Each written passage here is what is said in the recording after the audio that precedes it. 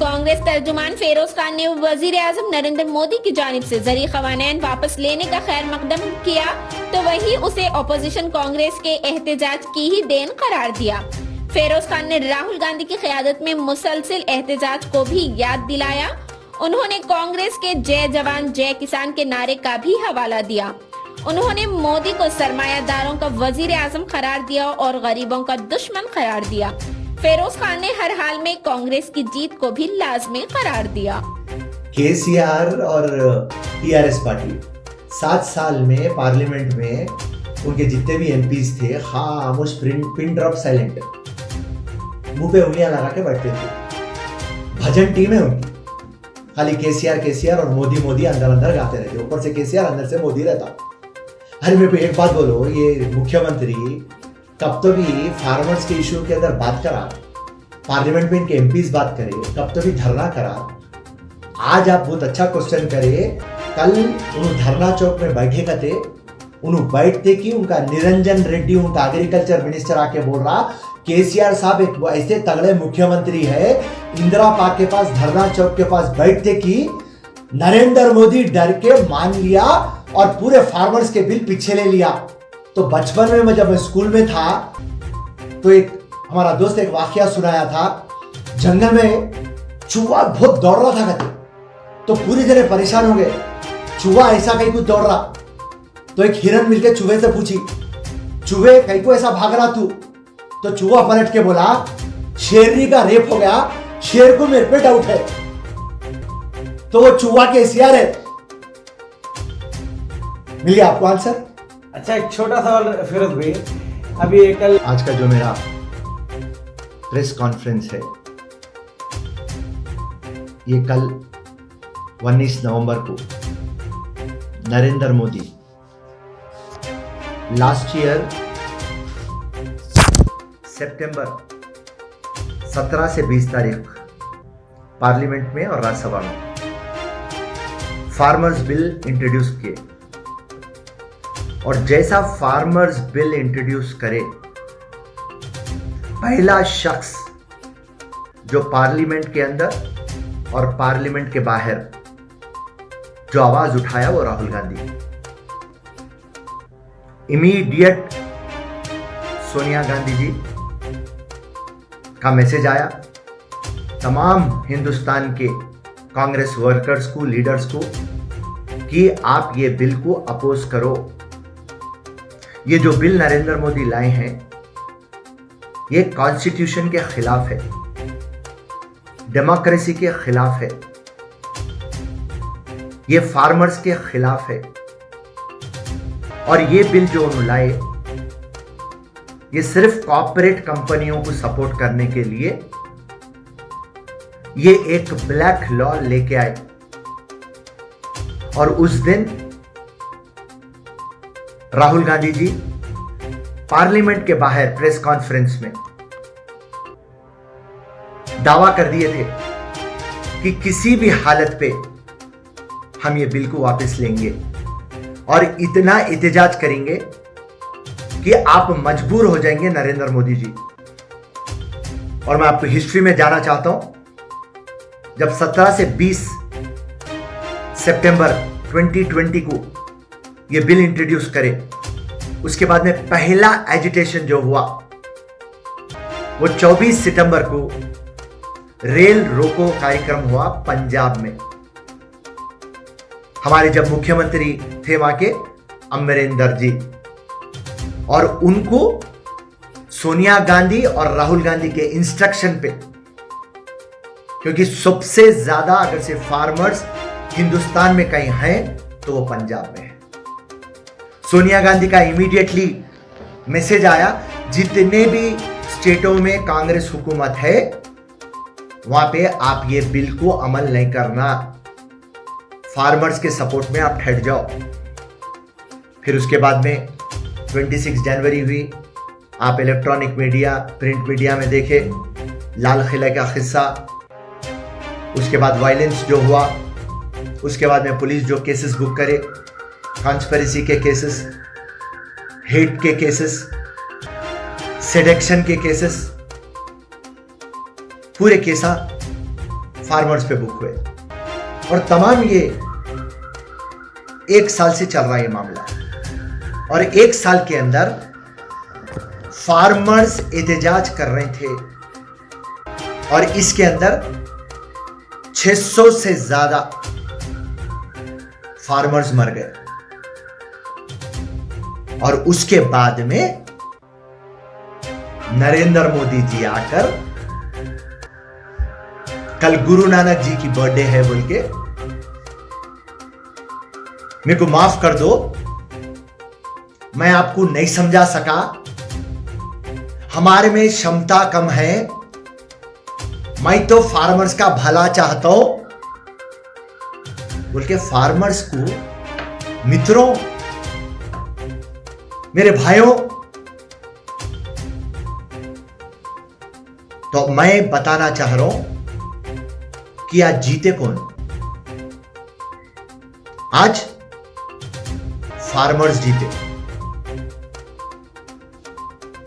Opposition जीता और opposition का मैन ऑफ द मैच कौन है?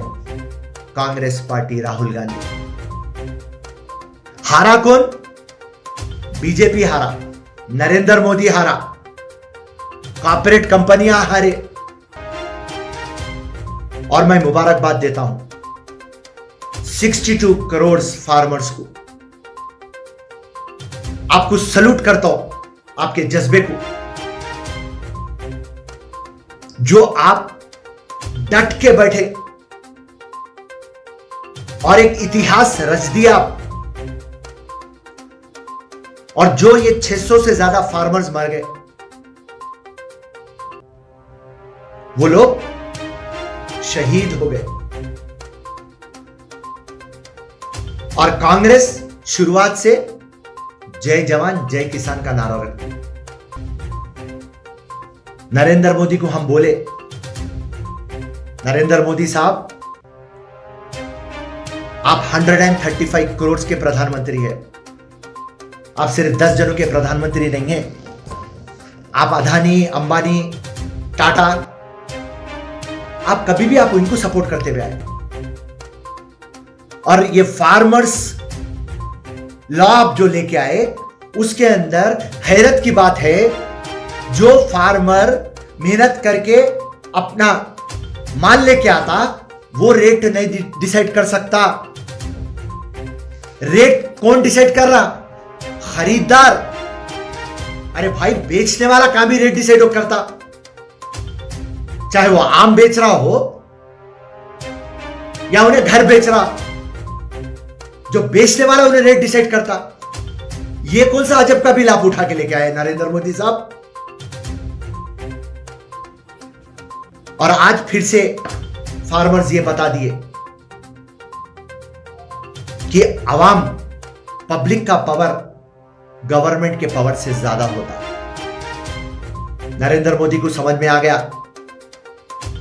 कि कॉर्पोरेट कंपनी पैसा दे सकती, वोट नहीं दे सकती।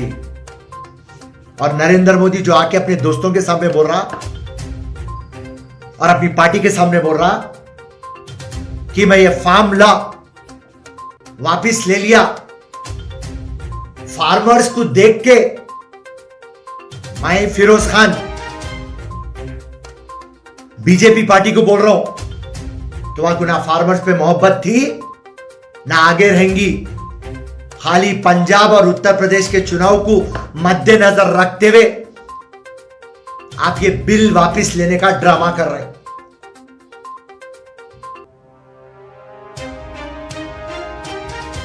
एक साल से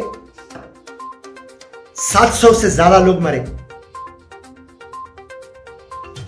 अगर से 1-2 मरे तो बात समझ में आती कि चलो भाई, बीजेपी से, नरेंद्र मोदी से एक्सीडेंट हो गया। मगर जब 700 से ज्यादा लोग मरे और 1 साल से आप लोग खाली तमाशा देख रहे हैं, तो ये मर्डर नहीं है,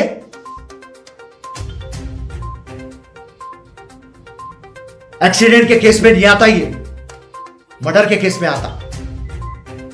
गवर्नमेंट जिम्मेदारी लेना कैसा हो गया बोल तो आज नरेंद्र मोदी आके मेरे को माफ कर दो। अरे कोई मर्डर करके माफ करता, मर्डर हो गया माफ कर दो, रेप हो गया मैं कपड़े दे दिया माफ कर दो। अरे क्या बचपने के बात है भाई नरेंद्र मोदी तुम्हारे। विश्व गुरु बोलते तुम्हारे, विश्व गुरु ऐसे गलतियां। और आज कांग्रेस पार्टी ये डिमांड करती, 700 से ज्यादा लोग मर गए, आप उनको एक्सग्रेशिया क्या दे रहे हैं, कॉम्पनसेशन क्या दे रहे हैं, उनकी भरपाई क्या कर रहे हैं, और साथ साथ जिस तरीके से आज आप फार्म बिल को वापस लिए, आने वाले दिनों में यह भी बात हम पहले से चैलेंज कर दिए थे, CAA NRC उसको भी आपको वापस लेना पड़ेगा। आज आप टेम्परवरी उसको रोक दिए क्योंकि वहां पर भी कांग्रेस पार्टी बोली CAA अनकॉन्स्टिट्यूशनल है, अनडेमोक्रेटिक है, रिलीजन के मजहब के आधार पे आप बना रहे हैं, फ्रीडम ऑफ इक्वालिटी को आप खत्म कर दे रहे हैं। कांग्रेस पहले दिन से एक ही बात बोल रही, सेफ डेमोक्रेसी, सेफ कॉन्स्टिट्यूशन। आप 300 MP आपके बन गए नरेंद्र मोदी, तो आप मनमानी नहीं कर सकते। दस्तूर की एक लकीर भी आप नहीं बदल सकते। आप हर वक्त ब्रिटिश के वैसा, अंग्रेज के वैसा डिवाइड एंड रूल करें आप। ये देश के सामने हर कोई एक है, इक्वल है। ये कांग्रेस पार्टी हर वक्त ये बात कुछ पकड़ के थी, और आज फार्मर्स की जीत हुई, कॉमन आदमी की जीत हुई। एक जो तानेशाह था उसको झुकना पड़ा, आवाम झुका दी, आवाम बता दी फिर से एक टाइम कि जब हम एक होते तो हुकूमत को झुका भी दे देते, हुकूमत को गिरा भी देते। तो आज बड़ी खुशी है कि फार्मर्स बिल को वापस लिए, और इंशाल्लाह आगे चल के आप देखेंगे ये CAA और NRC ये भी बिल उनको वापस लेना पड़ेगा, और कांग्रेस पार्टी इसके लिए रात और दिन जद्दोजहद करेंगी। फार्मर्स के टाइम पे हम बोल दिए थे, हम ना सोएंगे ना आपको सोने देंगे, और आज फिर से एक टाइम बता दो, सोनिया गांधी की, राहुल गांधी की, कांग्रेस की, आपकी और हमारी जीत हुई। जय हिंद, जय कांग्रेस। तेलंगाना के होम मिनिस्टर जनाब महमूद अली ने एक ट्वीट किया है कि ये बिल KTR और KCR के आंदोलन की वजह से किसान के हित में इसलिए वापस हुआ है। इसके ऊपर आप क्या कहेंगे? क्या बेहतरीन क्वेश्चन पूछे साहब। अब सुनो उसका आंसर आप। KCR और TRS पार्टी 7 साल में पार्लियामेंट में उनके जितने भी MPs थे, खामोश पिन ड्रॉप साइलेंट, मुंह पे उंगलियां लगा के बैठते थे। भजन टीम है उनकी, खाली KCR और मोदी अंदर अंदर गाते रहते, ऊपर से KCR अंदर से मोदी रहता। अरे मेरे को एक बात बोलो, ये मुख्यमंत्री कब तो भी फार्मर्स के इश्यू के अंदर बात करा, पार्लियामेंट में इनके MPs बात करे, कब तो भी धरना करा। आज आप बहुत अच्छा क्वेश्चन करे, कल उन्होंने धरना चौक में बैठे थे, उन्होंने बैठते कि उनका निरंजन रेड्डी, उनका एग्रीकल्चर मिनिस्टर आके बोल रहा KCR साहब एक ऐसे तगड़े मुख्यमंत्री है, इंदिरा पार्क के पास धरना चौक के पास बैठते कि नरेंद्र मोदी डर के मान लिया और पूरे फार्मर्स के बिल पीछे ले लिया। तो बचपन में मैं जब स्कूल में था तो एक हमारा दोस्त एक वाकया सुनाया था, जंगल में चूहा बहुत दौड़ रहा था कहते, तो पूरी जने परेशान हो गए, चूहा ऐसा कहीं कुछ दौड़ रहा। तो एक हिरन मिलके चूहे से पूछी, चूहे कहीं को ऐसा भाग रहा तू? तो चूहा पलट के बोला, शेरनी का रेप हो गया, शेर को मेरे पे डाउट है। तो वो चूहा केसीआर है। मिल गया आपको आंसर? अच्छा, एक छोटा सवाल फिरोज भाई, अभी कल केसीआर जो बैठा, उन्हें बैठना ये खत्म होना, तो केसीआर को पहले से मालूम था क्या कि कल खत्म होने वाला है, बिल उन्हें वापस लेने वाला है? वो मालूम रख के तो नहीं बैठा उन्हें कल एक दिन में जो खत्म हो गया? सुनिए, आप केसीआर को कुछ भी नहीं मालूम। केसीआर धरना चौक पे सिर्फ इसलिए बैठा, हुजूराबाद का जो इलेक्शन था उसके बाद उसको शॉक हो गया, ईटेला राजेंद्र को नहीं हरा सका, 5-5 हजार 6-6 हजार करोड़ पे खर्चा करे बाद भी ईटेला जीत गया। शॉक में है, रेवंत रेड्डी पहले नींद खराब कर दे रहा, फिर यहाँ के ईटेला एक फिर दिन का चैन खराब कर दिया। तो एक हमारा रेवंत रेड्डी रात की नींद खराब कर दिया, ईटेला दिन का चैन खराब कर दिया। तो शॉक में है केसीआर साहब। और केसीआर साहब जो धरना चौक में रखे ना हमारे भाई, ये सिर्फ बीजेपी को और कांग्रेस को गाली देने के लिए वहां पे बैठे।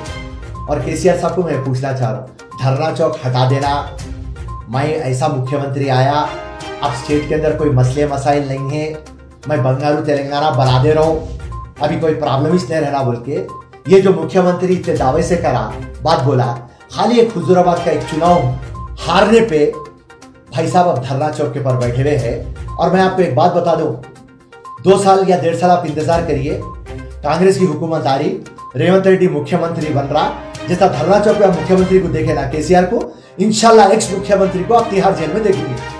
हुजूराबाद में आप लोग क्या